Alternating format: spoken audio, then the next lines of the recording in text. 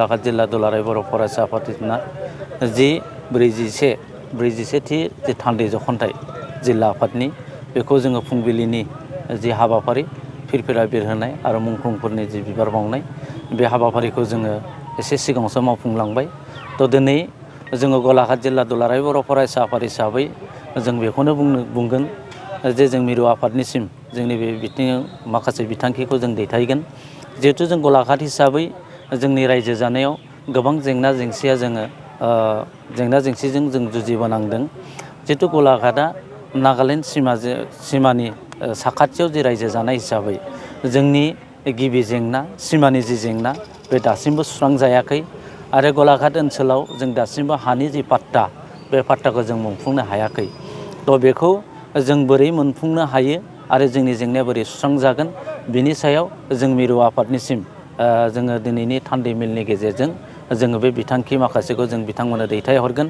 आरो बेजों लोगोसे जोंनि गलाघाट जिल्ला दुलाराय बर' फरायसा आफादनि बेन्दों सिङाव जि थानाय जोंनि बर' बिजोंनि जि जेंना बे जेंनायाबो दासिमबो सुस्रांजायाखै। जोंनि गोजौ फरायसालि आरो गुदि फरायसालि बे फरायसालिया प्रभिन्सियेलाइजआ दासिमहालागै जानानै दङ।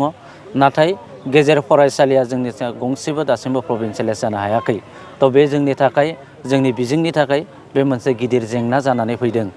बेखौ जोङो मिरु आफादनिसिम दिनैनि थान्दै मेलनि गेजेरजों आरो जों बेखौबो दैथायहरगोन जे जेरैखि जाया जोंनि गलाघाटनि सिङाव थानाय जोंनि गेजेर फरायसालि बर' बिजोंनि जि गेजेर फरायसालि बे गलाघाट जिल्ला हिसाबै जोङो गंब्रै बर' बिजोंनि गेजेर फरायसालि दङ। बे फरायसालिखौ जेरैखि जाया सुस्रांनांगौनि थाखाय जों मिरु आफादखौ नारसिनगोन दिनैनि थान्दै मेलनि गेजेरजों।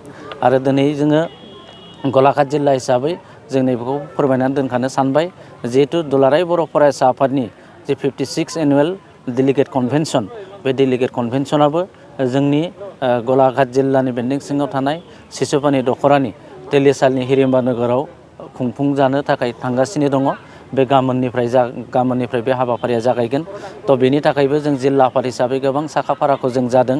जों दासिमहालागै जोंनि जानाखि मावनांगौ जि खामानि बे मावनांगौ खामानिया दासिमहालागै फ्राय जाजोबनायनि लामायाव फैबाय। जों मैयानिफ्राय भलन्टियार्सखौ जों मैयानिफ्राय केम्प खालामहोबाय आरो हारिमुनि जि मोसाखावरि बिनानावमोन बिथांमोनहा दिनैनिफ्राय केम्प खालामगोन।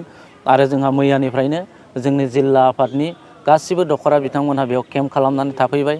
जामुंसालिखौ जों दासिमहालागै बरनफुंबाय आरो जोंनि डेलिगेट जि हल डेलिगेटनि जि नब्लां बेबो बेबो जाबाय। आरो जोंनि मेन गेट बे मेन गेटआ हयथ' दिनैनि गेजेराव बे ओंखारसिगोन। आरो गाहाय सायनासालियाबो फ्राय जाजोबनायनि लामायाव आरो दिन्थिफुंसालिया दासिमहालागै ओंखारजोब्बाय। आरो जोंनि जे अपेन मार्केट बेबो दासिमहालागै ओंखारजोब्बाय। आरो बेवहाय जोङो माखासे फिसा खामानिया बेयाव थालांनानै दङ। बै फिसा खामानिखौबो जों दिनैनि गेजेराव सुस्रांजोबगोन।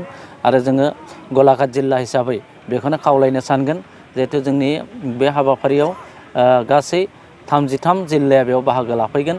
बिथांमोनखौ जों जेरैखि जाया लाखिनायनि थाखाय जों सुबिदाखौ होगोन। बिथांमोननि थानायनि सुबिदाखौ जोङो खालामफुंनानै होगोन। जानायनि सुबिदाखौ जों खालामनानै होगोन। आङो नैबे समाव नैखौ खावलायबाय। आरो जों हारिमुनि बिथिङाव बेवहाय गोबां हारि माहारिनि हारिनाय मोसानाय बिथांमोनखौ जोङो बेयाव दिन्थिफुंनायाव जों लाबोनो थाखाय हांख्रायदों।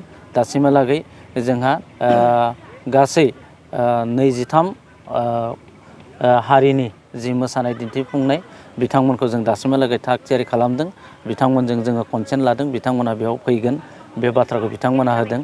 जोंनि साखाथियाव थानाय नागालेण्डनि नागानि मोनसे जि मोसानाय बिथांमोननि जि ट्रेडिसनेल मोसानाय बिथांमोनहाबो बाहागो लाफैगोनखौ जोंनो मिथिहोदों।